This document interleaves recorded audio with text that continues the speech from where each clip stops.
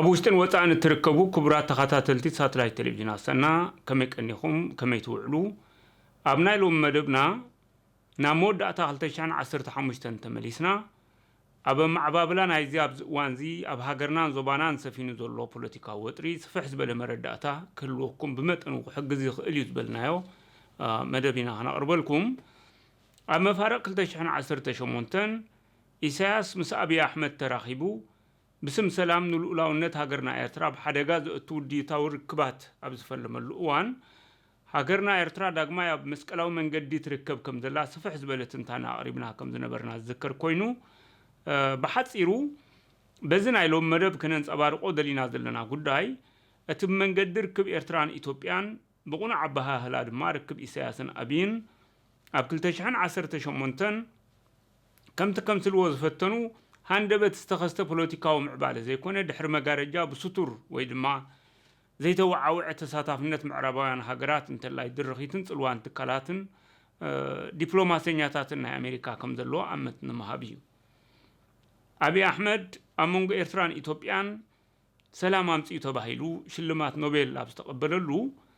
بريزيدنت ترامب نا أمريكا اتي شلمات نعقو كم زقبا مستنفاسو نغزارسو كاب زيرو استبقسه كم زي نبره زملكتيو حجي نزمه دبزين نقربلو زلنا مغنيات مبار نمالتو تاريخ نمستمقار زي كون حزب إيرترا نزي مس إثيوبيا تأساسيرو اب هاجرنا تخسيتو زلو بوليتيكا وهواهو نا أبين إسياسن مقدد راي كم زي كونه اتي إسياس نعيسر عمتات كم صلاتو أبصمبلات بمسلمينات تصرفوا من زونجلو من زنبر حيالان هاجرات ون انتس بقطتان انتس بتزاواري بتنزل لأخوهم هاجرات مع كلام مبراق إيدوم يملسلو مهلاهم تجنزيبو لتابز وانزقت إيمو زلو بدو يكون نمسائي كهدو زلو بوليتيكا وقعزو بإسياسن أبين تراي كعقنوهم زي بلو أمت نمهابي اتبدو بعبيو جو بوليتيكا وتحستون ملكعن النهالو ناي لوطي تبغسوتاتنا ابصبيب زبيتاوي عنكلن صعرن توسين وكترف كم زي بلو كلاتنا هنذكر يغبا نزو غدايزن مسؤوت اساسيروم زغطمونا زلو بدهوتاتن تمليسنا ابقصالي بسفيح تنتانيتات كنبرهم كون تخونا انغزيو گن نز تحستو كم دحر بايتا كنقربلكم حسيبنا لنا بعصرت شمونت تقمت 2015 3 عامات قدم ركبن ابين إساياس مخانيو اب حبرات منغسات امريكا واشنطن دي سي اب جورج تاون ماريوت هوتيل هلون مصان زمدناتات إيرتران إثيوبيان موغاد ግጭትና يفتح عاماتهم زتيمو بفيجن إثيوبيا زبحال مربب إثيوبياويان بمتحبار مستي كم بزحات قوامتنا إثيوبيا بملكاو سرعات إساس دقف دنبر مدبر ساتلايت تلفزيون إسات استودبنا حدا معلتي وعلى تخيد نيرو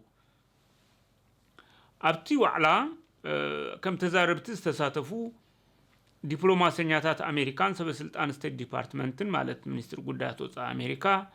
سبسلطان سرعات درج نبر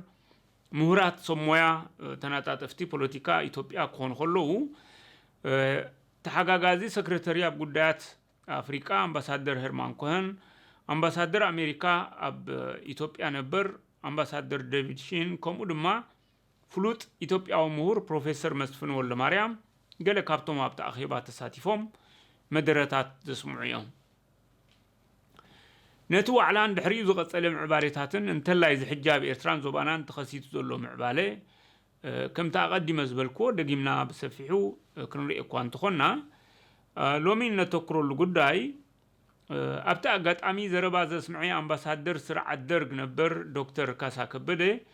بزعبا تخقلو مسائزم دنا إيرتران تقام تودبات إثيوبيان شعب بزعبا زقربو ورقت دحرحيدة توارح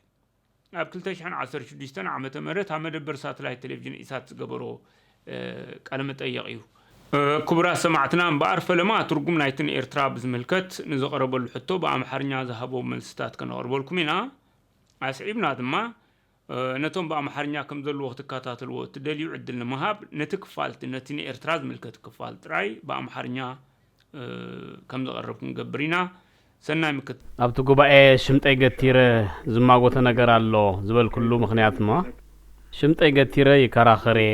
ኢልካ ተባሂለ ዝተነቀፍ ኩሉ ወይ ብዙሕ ጸገማት ዝተፈጠረሉ ምክንያት ምን ጊዜም ከኢትዮጵያ እንገነጠላለን የሚሉ ኃይሎችን ደግፉ አያውቅም ስላለ ሻዕቢያ ኣብ ዝኾነ ግዜ ካብ ኢትዮጵያ ክንግንጸል ኢና ንዝበሉ ኃይልታት ደጊፉ ኣይፈልጥን እዩ ስለዝበልኩ እዩ ብወገን ወያነ እውን እንተኾነ ንትግራይ ክንግንጽል ኢና ኢሎም እዮም ተበጊሶም በተጨማሪ ወደ ቀይ ባህርም ሊያዘልቃቸው የሚችል ንዖም ዝጥዕም ካርታ ንቀይሕ ባሕሪ ከራኽቦም ዝኽእል ንሱዳን ከራኽቦም ዝኽእል ካርታ ስኢሎም እዮም ተበጊሶም እያጋጨ ያለ እንትን ሻዕቢያ ዝብሉ ዝነበሩ ንሕና ብጥልያን ስለተገዛእና ብመሰረት እሱ ንዘለና ካርታ ዓቂብና ተቃሊስና ነጻነትና ክነረጋግጽ ኢና ይብሉ እኳ እንተነበሩ ንወያነ ግን ንስኹም ብመግዛእታውያን ስለዘይተገዛእኹም ንኢትዮጵያ ነጻ ንምውጻእ ጥራይ ተቃለሱ እምበር ኣብ ኢትዮጵያ ዝተጓዛዘየ ዓይነት ስነ ሓሳብ ክትክተሉ ወይ ድማ ንኢትዮጵያ ክትፈናጭልዋ የብልኩምን ዝብል ርእይቶ እዩ ዝወሃቦም ዝነበረ በሻዕቢያና በወያኔ በነበረበት ጊዜ እኔ ጄኔቫ አምባሳደር ሆኜ አገለግል ነበረ እና ኣብ ግዜ ግጭት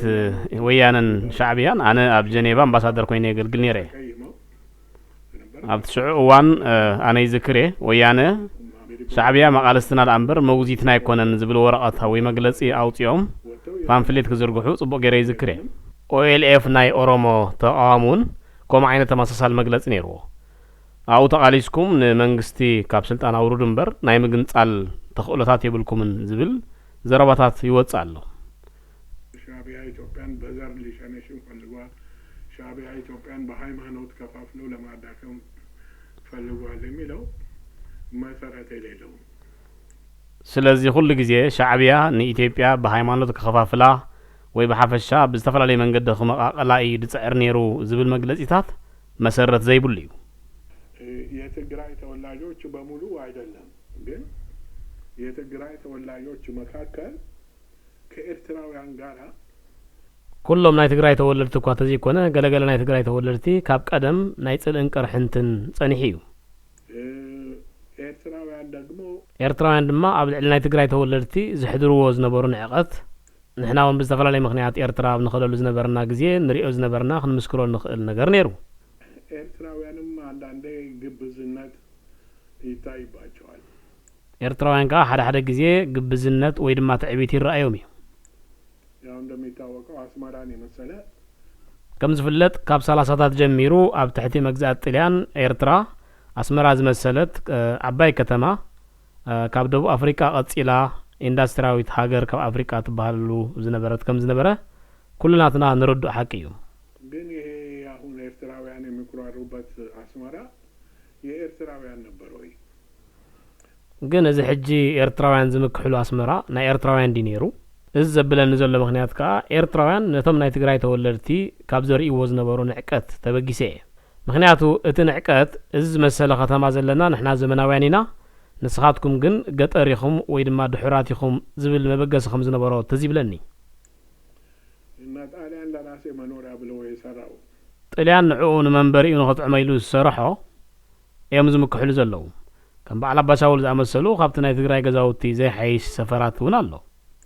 በዚ ዝተላዕለ ናይ ስነ ልቦና ሽግራት እውን ተፈጢሩ ነይሩ ነዚ ኣመልኪቶም ኤርትራውያን ምልስ ኢሎም ክርእይዎ ጽቡቕ መስለኒ ኣክሱም ናትና እዩ ዝብሉ እውን ኣለዉ ንኣክሱም ዝምልከት ኤርትራውያን ተጋሩን ሓደ ዓይነት ክላይም ዘለዎም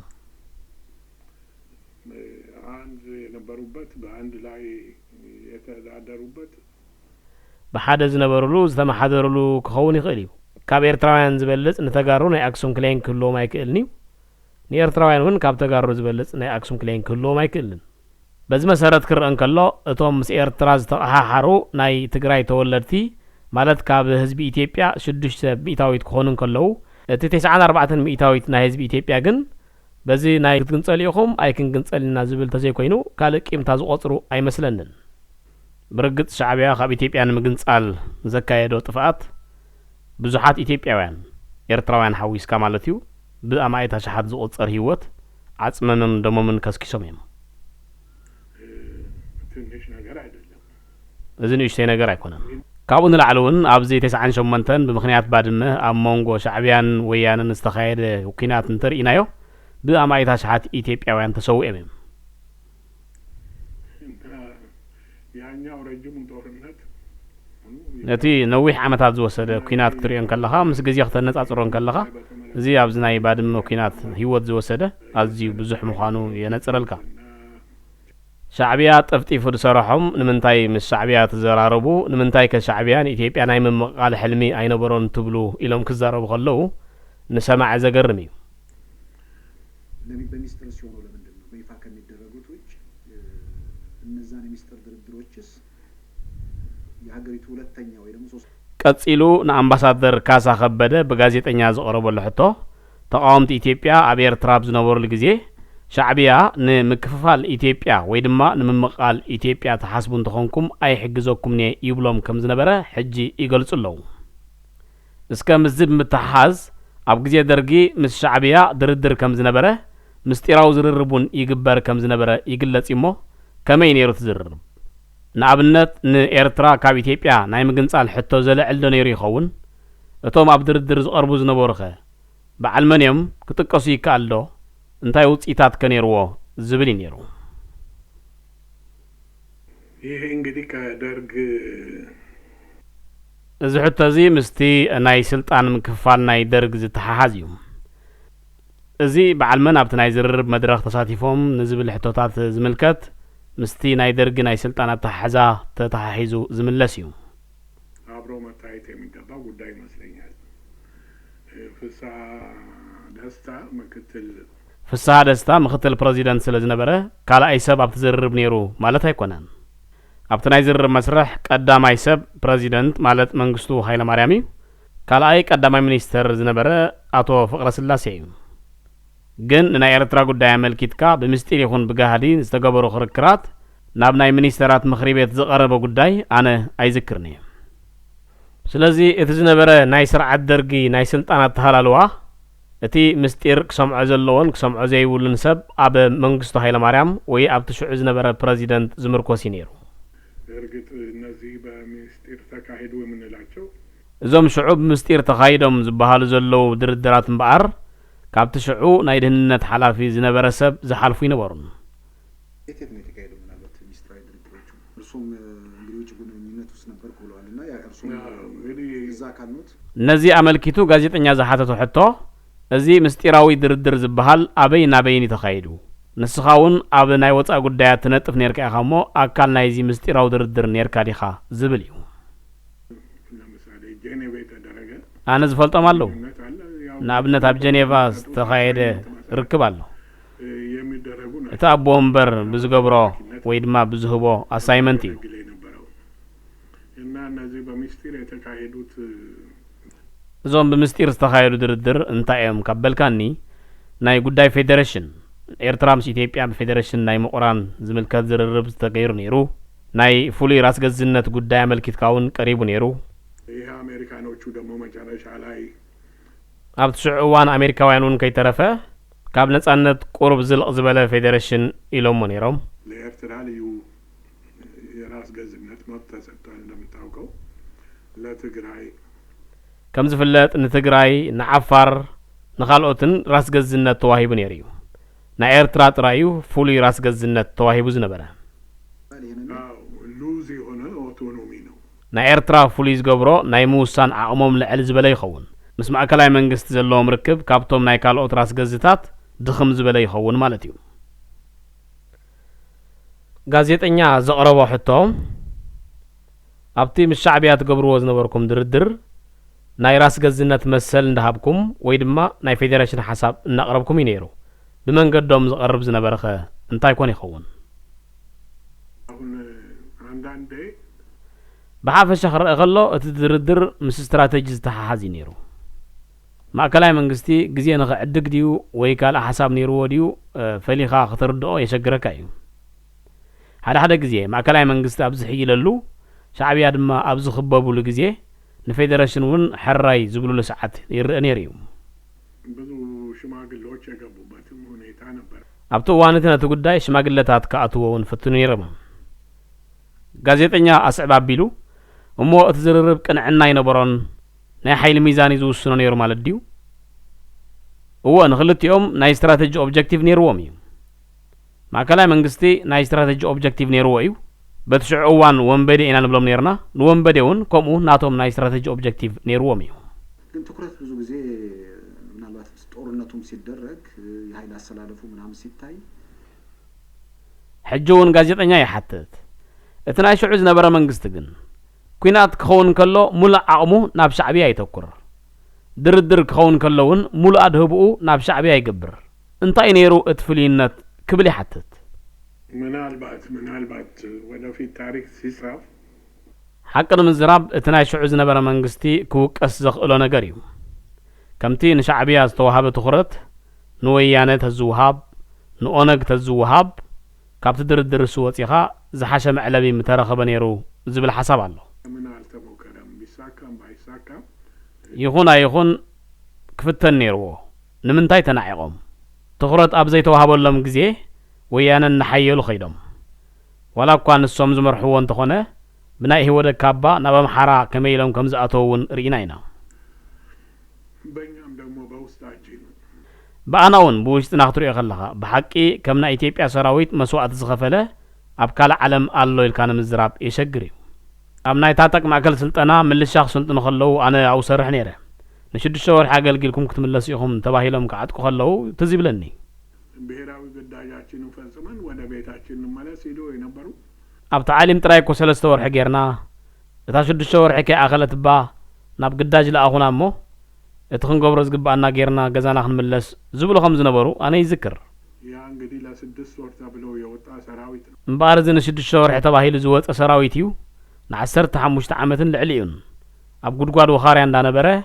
ምስ ወለዱ ዘይራኸብ ኣብ ከቢድ ሽግር ኮይኑ ዝሓልፍ ዝነበረ የአየር ጠባይ በዛ አይነት የኑሮ ሁኔታ ሀገሬ ብሎ እምበኣር ሰራዊት እዚ ኣብ ከቢድ ሽግር ኣብ ዝነበረሉ ግዜ ተስፋ ኣብ ዝቆረፀሉ ግዜ እቲ ዝነበረ ናይ ኣየር ኩነታት እውን ልዕሊ ዓቕሙ ኣብ ዝኾነሉ ግዜ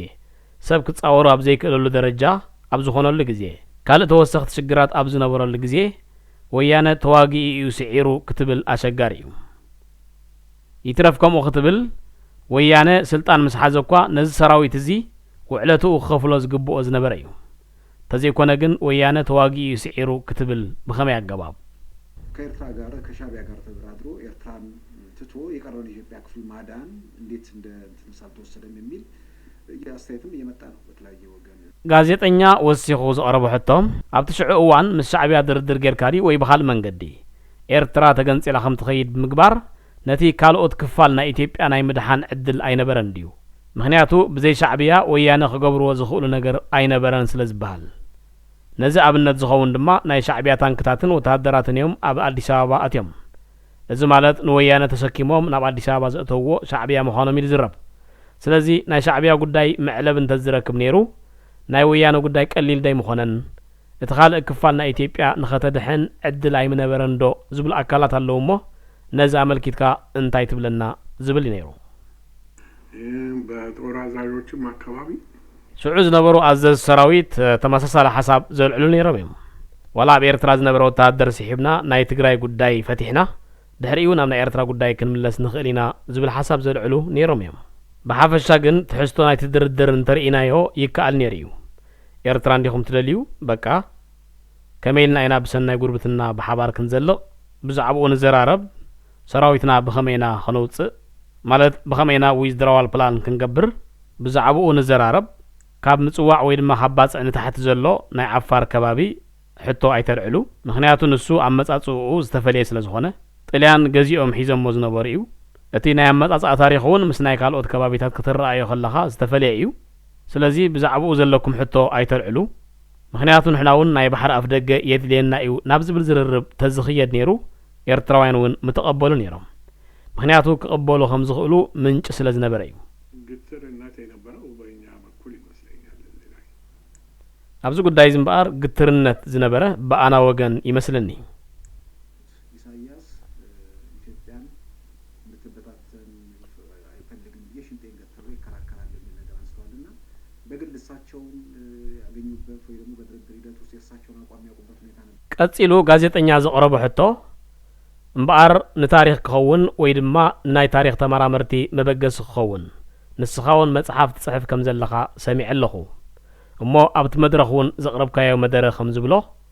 ኢሳያስ ኢትዮጵያ ክትበታተን ፈጺሙ ኣይደልን እዩ እዚ ሓቂ ምዃኑ ከዓ ሽምጠይ ገቲረ ይከራኸረ ኢልካ ነርካ እዚ ካበይ ዝብገስ ምናልባት ኣብቲ ናይ ድርድር ግዜ ትፈልጦ ሓቂ ነይሩ ድዩ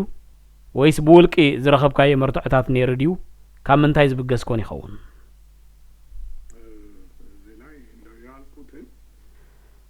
እወ ኣነ ትዝበልክዎ ብጣዕሚ ጽቡቕ ገይረ ይዝክሮ እየ ስለ ኢሳያስ ብዙሕ ጽቡቕን ሕማቕን ጎንታት ምጥቃስ ይከኣል እዩ የኢትዮጵያን አንድነት በተመለከተ ግን ስለ ኢትዮጵያ ብዝምልከት ማለት ኢትዮጵያ ክትፈርስ ድሌት ኣለዎ ንዝብል ጉዳይ ሽምጠይ ገቲረ ይከራኸረ ኢለ ኣለኹ ይሄ የጻፍኩት ጽሑፍ ውስጥ አልነበረም ግን ያው ብርግጽ ኣብ ትሽዑ ከቕርቦ ዝሓሰብኩ ጽሑፍ እዚ ርእቶ እዚ ኣይነበረን የመድረኩ አርእስት ኤርትራና ኢትዮጵያ እንዴት ይቀራረቡ የሚለው ስለነበረ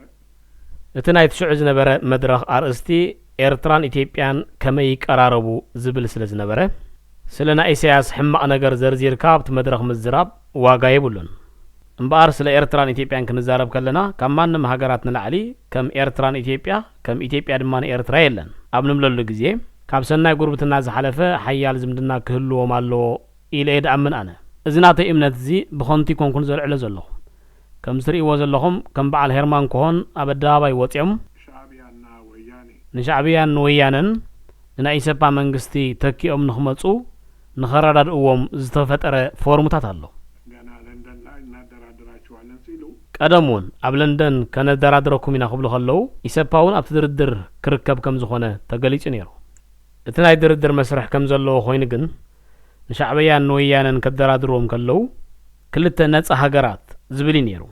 እና የሁለት ነጻ ሀገሮች በሚሉበት ጊዜ እቲ ክልተ ነጻ ሃገራት ኣብ ዝብሉ ግዜ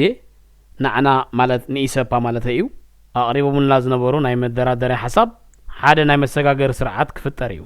እዚ ናይ መሰጋገር ስርዓት ን3 ዓመት ክጸንሕ እዩ ከዛ በኋላ ኤርትራ ካብኡ ንድሓር ህዝቢ ኤርትራ ምስ ኢትዮጵያ ክጸንሕ ይደሊ ድዩ ኣይደልን ብሪፈረንደም ይውስን ዝብል ሓሳብ ኣቕሪቦምና ነይሩ ንሱ ሕጂ እውን ኣይተቐየረን ግን ሻዕቢያን ወያነን ስለ ዝኾኑ ከመይ እዮም ኤርትራን ኢትዮጵያን ብሓንሳብ ክዘልቁ ዝብል ክልተ ሃገራት ማለት ኢትዮጵያን ኤርትራን ናይ ሓባር ኢኮኖሚ ክህልዎም ብዝብል እዮም ኣሰማሚዖሞም ነይሮም ይሄ የጋራ ኢኮኖሚ የተባለውን መስፈርት እቲ ምፍታሕ ዝመፀ ኩናት ዝመፀ ካልእን ዝመፀ እቲ ናይ ሓባር ኢኮኖሚ ክህሉ ዝብል ክፍጸም ስለ ዘይከኣለ እዩ የስምምነቱ ወያኔና ሻዕቢያ ለንደን ላይ በአሜሪካን እንትን ጋዜጠኛ ንስኻ ናይቲ ድርድር ኣካል ዲኻ ናይ ድርድር ዘይኮነ ናይቲ ስምምዕ ኣካል እየ ወያነን ሻዕቢያን ኣብ ለንደን በአሜሪካውያን ማእከልነት ተሰማምዕዎ ክልተ ነጻ ጎረባብቲ ሃገራት ሓደ ናይ ሓባር ኢኮኖሚ ዝብል እዩ ነዚ ብዝምልከት ኣብቲ ወረቐተይ እውን ዘርዚረ ኣረዲእ ኣለኹ ሕጂ ብሰዓት እዚ ኤርትራን ኢትዮጵያን ምቅርራብ ብንብለሉ ግዜ ድማ ብቂምታ ክንሓስብ የብልናን ቂም ስምዒታዊ እዩ እቲ ዝጠቕመና ብብሄራዊ ጥቕምታትና ተመስሪትና ስፍሕ ዝበለ ኣረኣያ ስትራቴጂካዊ ዕላማ ምስ ዝህሉ እዩ እቲ ዝሓይሽ ኢለ ንኸረዲእ ፈቲነ እዚ ማለት ብቂም ኤርትራን ኢትዮጵያን ነዊሕ ኩናት ኣካይዶም እዮም ቅድሚ ሕጂ ድሓር ድማ ኤርትራን ወያነን ተዋጊኦም ርግጽ እዩ ካብ ናይ ኢትዮጵያ ሰራዊት ድማ ኣብ ጎኒ ወያነ ተሰሊፉ ዝተዋግአ ኣሎ ዝተሰውኡም ኣለዉ ሕጂ ክልቲአን ሃገራት ብጽልኢ ተሰሊፈን ኣለዋ ክልቲአን እውን ድኻታት እየን ብዙሕ ግዜ ዝዝረበሉ ብዛዕባ ናይ ድኽነት ምብልላጽ እዩ ኤርትራ ሃባና ብዝበለጸ ድኻ እያ እዚ ማለት ኤርትራ ካብ ኢትዮጵያ ዝደኸየት ክትከውን ትኽእል እያ ግን ከዓ ኢትዮጵያ ድኻ ኣይኮነትን ማለት ኣይኮነን ክልቲአን ድኻታት እየን ግን ኤርትራን ኢትዮጵያ ኣግሊላ ብሰላም ክትቅጽል ትኽእል ዶ ዝብል ሓሳብ የኸረድእ ፈቲነ ነይረ ፈቲና ጸሊእና ኢትዮጵያ ንኤርትራውን ሓዊሳ ብዝነበረትሉ ግዜ ብምኽንያት ቀይሕ ባሕሪ ዝነበራ ናይ ስትራቴጂ ቫልዩ ሎሚ የብላን ንሱ ዝወረሰቶ ኤርትራ እያ ኤርትራ ክንድዚ ዝኣክል ናይ ቀይሕ ባሕሪ ጫፋት ትቆጻጸር ሃገር ብምዃና ምኽንያት ሕጂ ከም ዝትርእይዎ ዘለኹም እዩ ስዑድ ዓረብ ናይ ሬድሲ ፍሊት ናይ ምምስራት ሕልሚ ኣለዎም ነቲ ሕልሞም ናብ ተግባር ንኽትግብርዎ ድማ ጽቡቕ ኣጋጣሚ ይፍጠረሎም ኣሎ ወደብ ዓሰብ ይኮናተርዎ ኣለዉ እምበኣር እዚ ናይ ስዑድ ዓረብ ናይ ቀይሕ ባሕሪ ፍሊት ምምስራት ማለት እንታይ ማለት እዩ ሃገራት ዓረብ እኮ ንቀይሕ ባሕሪ ናይ ዓረባውያን ንምግባር ዘለዎም ድሌት ሓቢኦሞ ይፈልጡን እዮም እሞ ኤርትራ ምዘን ናይ ጎልፍ ዓረባት ዘለዋ ዝምድና እንዳዕበየቶ ብትኸደሉ ግዜ እታ ቀደም ንፈልጣን ሕጂ ዘላ ኤርትራን ንቐጻልኸ ንሳድያ ክትህሉ ምናልባት ኣብ ናይ ኢሳያስ ዘመን እዚ ዘይክኸውን ይኽእል ኸውን ፕረዚደንት ኢሳያስ ነባሪ ይኮነን ሰብ እዩ ክሓልፍ እዩ كون دحريت كمي عينت إرترا تهلو بماجوريتي دمسي إرترا عرباويتيا نابزبل مدمدمتان دحر تخيدو إثيوبيا شو أنت تكون ما حدا وجن بين عرب ليج هجرات بسودان بتحدا خاب إرترا بزخاب جيبوتي بتخاب سومال بخينيا وجن زول طرحيو سلازي بين إثيوبيا زلاق نجار أنصار كرن كله تي قيمتا قديفكا سناي غربتنا بزبل مخنيات إرترا كابتم عرب هجرات نابانا بمسحاب إيو جزانا خنسرح زقبقنا نحنا إنا إرتراوين ون زلليو إيو دمسل كم زحاتت كاني قدمون بريزيدنت إسياس بريزيدنت كلمة مخانو نخرخبو عد الرخيبة نيري أبكالو تاقراتون دحر بريزيدنت مخانو رخيبة يلخو الزراري بيون الله عندما يفلقنا يعني دايهون من اندادرجة زرزر وياسردان يسوع جمر نا إثيوبيا مفرراس بمنم تأمر كم زيدلن نسون خي كون كا انتاي كم زجبرة بزرزر زرد عني نسون وسيخ كايو نعوب مأمان دما أنا ون زنبرنا حبريتا توسيخوه نابزب كعنيم نايزم أونق مزرابون كمو كابويانا خان بالحجي دفرت رخيبهم وتيم كزارو خلو خنو يفتراتجل كيت وديت ميلون ملس مزعف أنا بيالله የኤርትራ ትግል ከየት ወዴት ወይ ድማ ንኤርትራ ቃልሲ ካበይና በይ ዝብል ናይ መለስ መጽሐፍ አንቢበ የለኹ መጽሐፍ ካነበብኩ በኋላ ነው እንደው መለስ ኢትዮጵያዊ ነኝ ቢለኝ ነዚ መጽሐፍ እዚ መሰንበብኩ እውን መለስ ኢትዮጵያዊ ምዃኑ ዘጠራጠረኒ ኢሳያስ ፕሬዚዳንት ኢሳያስ ራሱ የመንግስቱ መሪ ከሆነ በኋላ ነዚ ናይ ጎሳ ወይ ድማ ናይ ዓሌት ፌደራሊዝም አመልኪትካ ዘቕረብካዮ ሕቶ ኢሳያስ መራሕ መንግስቲ ድሕሪ ምዃኑ عليتن هايمانوتن أب بوليتيكاو قديات كي أتو زغبرو نجر تمكرون أتو ملس كم زكافلو أتو ملس اتحاسبو وزنبرة نايكل الكففل بقانكو عن بزرقن تزي قديفو إثيوبيا خفرار الزغل فنجي يتكل مهلاو كردو خمزلو خمزة تحساسة زرزيرو نجيرنيو نخال أدز نجرم سواتونا اللو إني بريزيدنت إساياسكو كابزن العلي بريزيدنت إساياسكو بتولدون نا إثيوبيا دمالو أبزوان زنبار إثيوبيا ناب 100 مليون بتحنا لنا نبلالنا ناي تግራይ ተወለድቲ ካብዚ ህዝብ እዚ ብ100 ክርአን ከሎ 600 ይመስለኒ በዚ ብለ ዘለኹ መሰረት ህዝብ ትግራይ 600 ካብ ህዝብ ኢትዮጵያ ካብ ኮነ እዚ 600 ዝጥራሕ ምስ ሻዕብያ ካብ ተባሰ እቲ 94 ናይ ህዝብ ኢትዮጵያ ብዘይካዚ ካብዚ ክንግንጸሊና ኣይን ግንጸሊና ዝበሃል ቁርቁስ ተዘይ ኮይኑ ዘናዓቕን ኣብ ካልእ ነገርን ዘብጽሕን ታሪኽ ዘልዕሉ ኣይመስለንን እዩ በአንጻሩ ኳዳ ካብ ኩሉ ኹርናዓት ኢትዮጵያ ኣብ ኤርትራ ኸይዱ ሃገረይ ክትግንጸል የብላን ኢሉ ዝተዋደቐን ተሰውአን ብዙሕ እዩ ግን ነዚ ቂምታ እዚ ብምልዓል ኤርትራ ካብ ናብ ኢትዮጵያውነት ናብ ዓረባውነት ገጹ ዝኸይድ ኣንፈት ካልእ ኣማራጺታት ብምስኣን ናብኡ ገጻ ክትከይድ ዝገብር እዩ ስለዚ ነዚ ምርኩስ ጌርና ዕዮ ገዛና ንስራሕ ዝብል ነይሩ እቲ ሓደ ካልእ ምስ ተቃወምቲ ትካላት ከመይ ዓይነት ርክብ ይሃለወና ኣብ ዝብል ጉዳይ እሱ ጥንቃቐታት ከም ዘድሊ ክገልጽ ፈቲነ ነይረ ኣብቲ መድረኽ ሓደ ምስላውን ኣልዒለ ነይረ ኣላቻ ጋብቻ ዝብል እዚ ማለት ምስ ዘይመዘናኻ ምምራዓው ወይ ሓዳር ምግባር ማለት እዩ ሓደ ናይ ሓንቲ ሃገር መንግስቲ ምስ ናይ ካልእ ሃገር መንግስቲ ብሓንሳብ ንስራሕ ንቀራረብ ምስ ዝብል ካልኦት ከምኡ ዓይነት ተመክሮታት ኣለዉ ዓለም ለኻዊ ሕግታት እውን ኣለዉ ንዑ መሰረት ብምግባር ነዘን ናይ ክልተ ሃገራት ልኡላውነት ምዝራብ ይከኣል እዩ መንግስታትን ትካላት ወይ ድማ ድርጅታት ወይ ድማ ውድባትን ክበሃል ከሎ ግን መቸም ኩሉ ግዜ መንግስቲ ካብ ውድባት ወይ ካብ ትካላት ዝሓየለ እዩ መንግስቲ ክሕይል ከሎ ከዓ ኩሉ ግዜ ሃገራዊ ጥቕሚ ኣለዎ መንግስቲ ነቲ ሃገራዊ ጥቕሚ ዝርኦ ድማ ንቐረባ ግዜ ጥራሕ ዘይኮነስ ሕጂ ምስ ወያነ ዘሎ ቂምታ ጥራሕ ዘይኮነስ ንዘላቒ ዝጥምት ምናልባት እዚ ድርጅት እዚ ካብ ወያነ ስልጣን መንጢሉ መንግስቲ ናይ ምዃን ዕድል እንተዳጋጢምዎ ኣብ መንጎ ኤርትራን ኢትዮጵያን ዘሎ ዝምድና ይመሓየሽ ዶ ይኸውን ዝብል እዩ እዚ ንባዕሉ ሓደ ረቑሕ ይኸውን እዩ ዝኾነ ይኹን ርክብ ወይ ድማ ዝምድና ክትፈጥር ከለኻ መቸም ሂብካ ምቕባል ዝብል ኣምር ኣብ ውሽጢ ከም ዘሎ ክትፈልጥ ኣለካ ስለዚ እዘን ድርጅታት እዚኣተን ምስ ኤርትራ ተቀራሪበን ናይ ኤርትራ ድጋፍ ኣብ ዝረኽባሉ ግዜ ንኤርትራ ከዓ ንሕና ንህቦ እንታይ ይኸውን ዘለዎ ተቃሊስካ ሓደ መንግስቲ ክትከውን ንኽትበቅዕ ክሕግዘካ ከሎ እዚ ከም ሓደ ሕዱር ልቓሕ ክቁፀር ይከኣል እዩ ስለዚ ንኤርትራ መሊሶም ዝህብዋ ነገር ክህሉ ይኽእል እዩ ግን እዚታት ነገራት ብግቡእ ከይተጸንዐ ኣብ መንጎ ድርጅታትን መንግስታትን ዝግበር ርክባት ብዙሕ ርሑቕ ክኸይዳ ይረኣና ስለዚህ ኣብዚ ሕጂ እዋን ተመቻቺኡ ብኤርትራ ወገን ኣጆኹም በርትዑ ስለዝተባሃለ ኩሎም ተቃወምቲ እንቋቁሖታቶም ኣብ ሓደ ዘንቢል ኣቐሚጦም ኣብ ዕላምኦም ከብፅሖም ዝኽእል ነገር ናይ ኤርትራ መንግስቲ ጥራሕ ምዃኑ ገሚቶም ክኸዱ የብሎምን ስለዚህ ምስ ኤርትራ ዝገብርዎ ርክባት ሂብካ ምቕባል ኣብ ዝብል ኣምር ክምርኮስ ከም ዘለዎ ኣብቲ መድረኽ ከረድእ ፈቲነ ነይረ ከሚረዱ ለምንድን ነው እነዚህ ሰዎች ሰላም የሚፈልጉ ከሆነ ለምን እናንተን ከሚረዱ ከወያኔ ጋር ለምን እርቅ አያወርዱም ቀፂሉ ካብ ጋዜጠኛ ንኣምባሳደር ካሳ ከበደ ዝቐረበ ሕቶም ቅድሚ ሕጂ ኣብ ዝተፈላለዩ ኣጋጣሚ ኣብ ኤርትራ ኮይኖም ዝቃለሱ ዘለዉ መራሕቲ ተቃወምቲ ከም በዓል እንዳርጋቸው ጽገን ኣቶ ብርሃኑ ነጋን ኣብዚ ቃለ መሕተት መጽኦም ነይሮም መንግስቲ ኤርትራ ንዓኹም ካብ ዝሕግዝ ምስ ወያነ ዘለዎ ሽግር ዘይፈትሕ ዝብል ሕቶ ኣብ ዝቐረብናሎም ድማ ብወገን መንግስቲ ኤርትራ ወያነ ኣብ ኢትዮጵያ ዝኽተሎ ዘሎ ፌደራሊዝም ወይ ድማ ዓሌታዊ ስርዓተ ምሕደራ ናብ ኤርትራ ከይተረፈ ሽግር ከምጽኡ ዝብል እምነት እዩ ዘሎ ስለዚ እዚ ክኸውን ከም ዘይክእል ነጊሮምና ነይሮም እንተቲ ሂብካ ምቕባል ዝብል ፍልስፍና ትብሎ ዘለኻ ግን ተቃወምቲ ክህብዎ ዝኽእሉ ነገር የለን ምናልባት ጽባሕ ኣብ ኢትዮጵያ ዝመጽእ መንግስቲ ምስ ኤርትራ ጽቡቕ ዝምድና እንድሕርዳ ኣለዎ ወደብ ዓሰብ ኣብዚ እዋን እዚ ካብ ጥቕሚ ወጻኢ ኮይኑ ስለ ዘሎ ወደብ ዓሰብ ክንጥቀመሉ ምስ ንኽእል ኤርትራ ሽዑ ብወደብ ዓሰብ ኣቢላ ጥቕሚ ትረኽበሉ ኣጋጣሚ ክህሉ ስለ ዝኽእል እዚ ንሂብካ ምቕባል ዝብል ኮንሰፕት ከከሓሕሰልና ኣይክእልን ድዩ ምስቲ ዘሎ ናይ ዘይምትእምማን መንፈስን ምስቲ ንኣስታት 40 ዓመታት ኣብ ኩናትን ወረ ኩናትን ተጸሚዱ ዘሎ ህዝቢ ምስቲ ናብ ስደት ፋሕብትን ዝኣቱ ዘሎ ህዝብታት ናይቲ ከባቢ ኣብ ግምት ኤቲኻ ካል ኣማራጺታት እንታይ ኣሎ ትብል ዝብል ነይሩ ቅድም ስንጀምር ለኢትዮጵያ ህዝብ ከኤርትራ ህዝብ ለኤርትራ ህዝብ ደግሞ ከኢትዮጵያ ህዝብ የሚቀርብ የለም ብለን ነበረ ኣምባሳደር ካሳ ከበደ ክምልስ ከሎ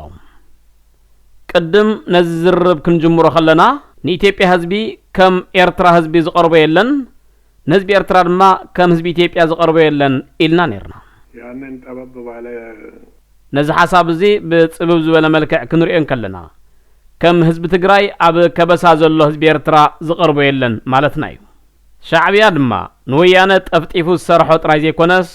ወያነ ድሕሪ ተጠፍጢፉ መስርሑ ዝሓለፎ መስርሕ ክንሪኦ ከለና እንታይ ይሰርሕ መን ስልጣን ኣለዎ ዝርዝራዊ ሓበሬታ ዘለዎ ኣካል ድማ እዩ መንግስቲ ኤርትራ ወያኔ የኢትዮጵያን መንግስት እየመራ ስለዚ ወያነ ንመንግስቲ ኢትዮጵያ እንዳመርሐ ሻዕብያ ምስ ኢትዮጵያ ዘለዎ ርክብ የመሓይሽዶ ዝብል ሕቶ ምስ ዝለዓል ኣነ እዚ ሕቶ እዚ ኣልዒለ የለኹ እንግዲህ መጨረሻ ያገኘሁት ጊዜ ኣነ ንኢሳያስ ነዚ ሕቶ እዚ ከቕርበሉ ከለኹ ንመወዳእታ ግዜ ዝረኸብ ኩሉ ግዜ እዩ መለስ እውን ኣይሞቶን ነይሩ ሽዑ ንዓይ ብዝተረዳእኒ ክሪኦን ከለኹ መለስ ብሂወትን ከሎ ኢሳያስን መለስን ኮፍ ኢሎም ክዘራረቡ ናይ ኢሳያስ መንፈስ ፍጹም ድሌት ከም ዘይነበሮ ክርዳእ ይኽእለ እንግዲህ መለስ ሞተዋል እምበኣር መለስ ሞይቲ እዩ ቀዳማይ ሚኒስተር ሃይለማርያም ደሳለኝ ድማ ኣብቲ ወንበር ተቐሚጡ ኣሎ ብድሕሪ ቀዳማይ ሚኒስተር ሃይለማርያም ደሳለኝ ዘሎ መን እዩ ዝብል ብፍላይ ኣብ ወጻኢ ብዙሕ ዘዘራረብ ጉዳይ እዩ ኣነ ዝመልሲ እዚ ብዙሕ ኣይርዳእኒ እዩ ኣብዚ ጉዳይ እዚ ሻዕብያ ካባና ንላዕሊ ዝሓሸ ፍልጠት ኣለዎ ምናልባት ዓዊልካ ከም ዝዝረብ ኣቶ ሃይለማርያም ነቲ ስልጣን ጨቢጡ ከም ፈረስ ልጓም ናይቲ መንግስቲ ሒዙ ዘሎ ጉጅለ ተለኣኺ ዳ እምበር መራሒ ኣይኮነን ዝብል ግንዛቤ ኣሎ እሞ እቶም ነቲ ስልጣን ጨቢጦም ከም ልጓም ፈረስ ነቲ መንግስቲ ዘማእዝንዎ ብድሕሪት ኣለዉ ዝበሃል ጉጅለ ናይ ትግራይ ተወለድቲ ካብ መለስ ዋላ ሓንቲ ዝፈልዮም ነገር የለን ዝብል ግንዛቤ ብወገን ፕሬዚደንት ኢሳያስ እንተሎ ምስ ኢሳያስ ዝግበር ርክብ ክህሉ እንተኾይኑ ብቑዕ ምኽንያታዊ ነገር ኣለዎ ክበሃል ይከኣል ተቕሊልካ ኣይከውን ይኽበሃል የብሉን ኣብዚ ናይ ሓበሬታ ክፍተት ኣሎ ብፍላይ ነቲ ተቃዋሚ ዝብል ኣካል ምስ ካልእ ናይ መንግስቲ ኣካል ድርድር ይገብር ኣለኹ ንዝብል ኣዝዩ ኣገዳሲ ጉዳይ ይመስለኒ ካብ ሓደ ከባቢ ከም ንሰምዖ ዘለና ድማ ኣብዚ ጉዳያት እዚ ዝሓሸ ስራሕ ይስራሕ ኣሎ ይበሃል ኣብዚ ሰዓት እዚ ኣብ ኢትዮጵያ ዘሎ ህሉ ኩነታት ዓዊልካ ካብ ዝዝረበሉ ንላዕሊ ኣዕሙቕ ኣቢልካ ብዝግበር መጽናዕቲ ፍሉይ ምዃኑ ዝዛረቡ ኣካላት ኣለዉ እዞም ከም ዝብሉ ወገናት ምስዚኦም ተቃወምቲ ሓይልታት ከም ዝሰርሑ ንፈልጥ ኢና ኣብ ግዜ ናይ መለስ ስልጣን ድማ እዞም ዓይኖም ዓሚቶም ዝሕግዙ ዝነበሩ ናይ ምዕራባውያን ሓይልታት ንብሎም ኣብ ቀረባ ግዜ ዝተፈጥሩ ክስተታት ብምጽናዕ ድሕሪ ሞት ናይ መለስ ዝተፈጥረ ነገራት ከዓ ብምርዳእ እሞ ከዓ ኣብ ውሽጢ ኢትዮጵያ ፍልይ ዝበለ ናይ ስልጣን ኣሰራርዓ ተዘየሎ ንቐርኒ ኣፍሪካ ኣዝዩ ኣሰካፊ ብደረጃ ጸጥታውን ኣዝዩ ኣሸጋርን ዝፈረሰን ኩነታት በፂሕና ኣለና ዝብል ስግኣት ኣለዎም ምዕራባውያን ማለት እየ እዚ ኽብል እንከለኹ ግን ኤርትራውን ኣብዚ ጉዳይ ዝኣካቲተ እየ ኩልና ከም ንፈልጦ መንግስቲ ኤርትራ ምስ አልሸባብ ርክብ ነይሩዎም ብዝብል ምኽንያት እገዳ ተገይሩሎም እዩ ዝሓለፈ ዓመት ከም ትዝክርዎ ናይ ሶማላን ናይ ኤርትራን ዝከታተልዎ ናይ ሕብራት መንግስታት ኣካላት ንኤርትራን ሶማልን ኣብዚ ናይ አልሸባብ ጉዳይ ኣተኪርካ ዘተሓሕዞም ኣብ ውሽጢ ዝ5 ዓመት ክርአ እንከሎ የለን ዝብል ሓሳብ ኣቕሪቦም ነይሮም ስለዚ እቲ እገዳ ክልዓል ከም ዘለዎ ናብ ሕብራት መንግስታት ናብ ናይ ጸጥታ ሓይልታት ቀሪቡ ነይሩ እቲ ሓሳብ ከም ዝፍለጥ እምበር ኣብዚ ጉዳይ እዚ ናይ ድምፂ ተዓቅቦ ዘለዎም ከም በዓል ፈረንሳን እንግሊዝን ኣብዚ ኣካል ዘለዉ ቻይናውን ኣላ ሩስያውን ኣላ እዚአን ኩለን እቲ እገዳ ይልዓል ኢለን ምስ ካልኦት ናይ ጸጥታ ስርዓት ኣካላት ድምፂ ምስሃቡ ብመሰረት ድምፂ ዕቀባ ነቲ ኣብ ልዕሊ ኤርትራ ወሪዱ ዘሎ እገዳ ከም ዘይልዓል ዝገበረት ኣሜሪካ እያ ስለዚ ናይ ኢትዮጵያ ጉዳይ ዘጽንዑ ናይ ቀርኒ ኣፍሪቃ ጉዳይ ዘጽንዑ ከም በዓል ዴቪድ ሽን ነዚ ጉዳይ ዝከታተሉ ሰባት ከም በዓል አምባሳደር ኮሆን ዝኣመሰሉ ነዚ ነገር ዝኣጽኒዖም ኣብቲ ጉባኤ እውን ይመስለኒ ነዚ ጉዳይ እዚ መግለጺ ሂቦምሉ ነይሮም ዝያዳ ምስ ግለሰባት የማተሓሒዞሞ እምበር ናይ ኣሜሪካ መንግስቲ መትከልዩ ናብ ዝብል መደምደምታ ይከዱን ናይ ፕሬዚደንት ኦባማ ናይ ሃገር ጸጥታ ኣማኻሪ ሱዛን ራይስ ስለ ዝኾነት ሱዛን ራይስ ከዓ ኣብ ልዕሊ ኢሳያስ ብጣዕሚ ዝመረረ ቂም ስለ ዘለዋ እዚ እገዳ እዚ ሱዛን ራይስ ኣብቲ ናሽናል ሴኩሪቲ ክሳብ ዝሃለወት ክልዓል ኣይክእልን እዩ ስለዚ ናይ ኦባማ ናይ ስልጣን ግዜ ክጽበለዎ ማለት እዩ ስለዚ ኢሳያስን ካልኦት ምስኡ ዝሰርሑ ሓይልታትን ነዚ ናይ ኦባማ ናይ ስልጣን ዕድመ ዘሎ ግዜ ናይ ምድላው ግዜ እንተዝገብርዎ ናብ ተግባር ዝንቀሳቐስሉ ግዜ ድሕሪ መዋእለ መንግስቲ ናይ ኦባማ ተዝኸውን ውጽኢት መሃለዎ ናብ ዝብል ኣንፈት ዝወስድ ሓበሬታውን ሂቦም ነይሮም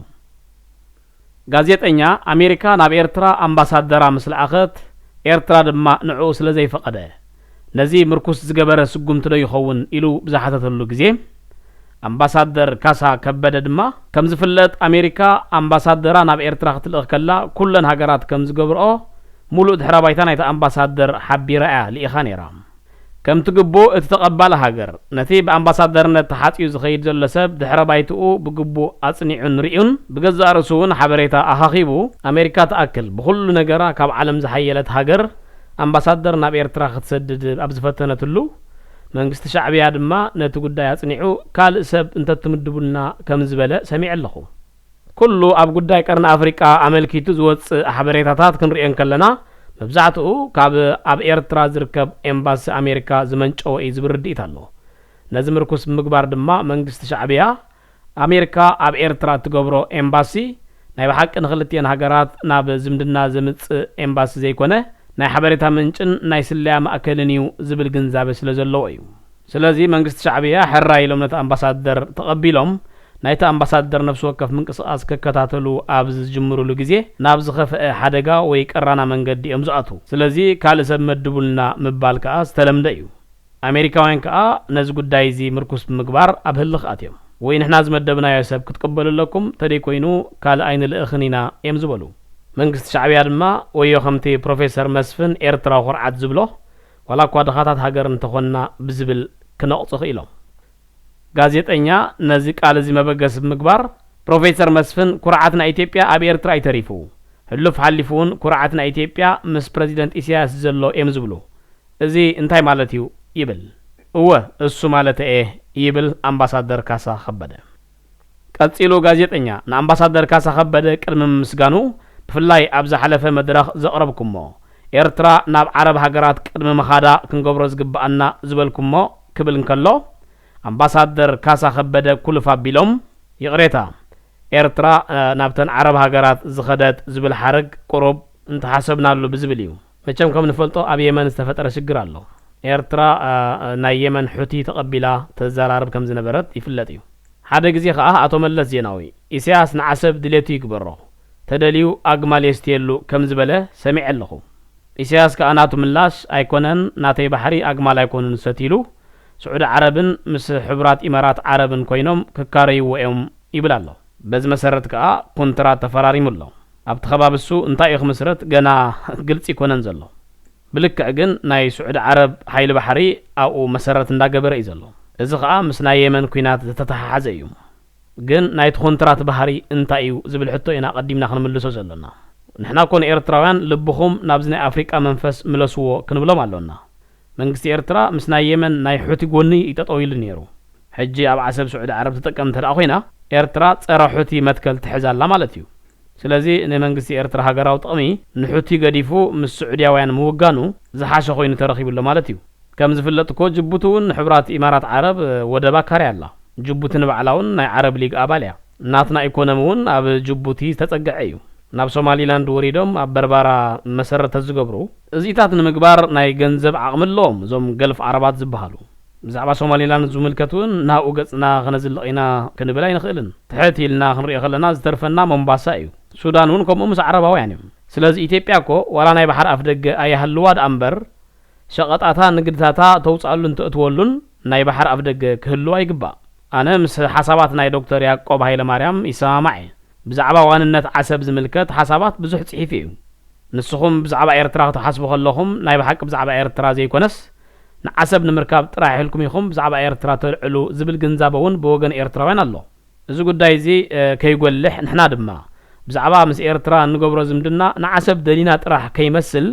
እዞም ምስ ኤርትራ ክዘራረቡ ዝደልዩ ሓይልታት ከጽንዕዎ ዝግባእ ነገር ኮይኑ ይስማዓኒ ንሕና እንደልዮ ንኤርትራ እዩ ምክንያቱ ኣብ ማእከልና ብዙሕ ፍልል የለን ኢልና ኢና ብታሪኽ ብቋንቋ ብባህሊ ብሃይማኖት ብኻልእን ብኩሉ ስለዚ ንዑ መሰረት ዝገበረ ርክብ ኢና ክንገብር ዘለና ግን ከዓ ነዚ ምስ ዓረብ ዝግበር ዘሎ ዝምድናታት ወጥርታት ኣብ ግምት የእቲና ኢና ድማ ንሃገራዊ ጥቕሚ ናይ ኢትዮጵያ ኣብ ግምት ዘእተወ ዝምድና ምስ ኤርትራ ክፍጠር ክትሰዓር ኣለዎ እንብል ዘለና ጋዜጠኛ ተስፋ ንገብር እዚ ጭቕጭቕን ካልእ ገልጠምጠምን ሓሊፉ ክልቲአን ሃገራት ብዛዕባ ቁጠባዊ መስርሕ ዝዘራረባሉ ግዜ ክመጽእ ተስፋ ንገብር ክብል ነቲ ቃለ መሕተት ኣጠቃሊልዎ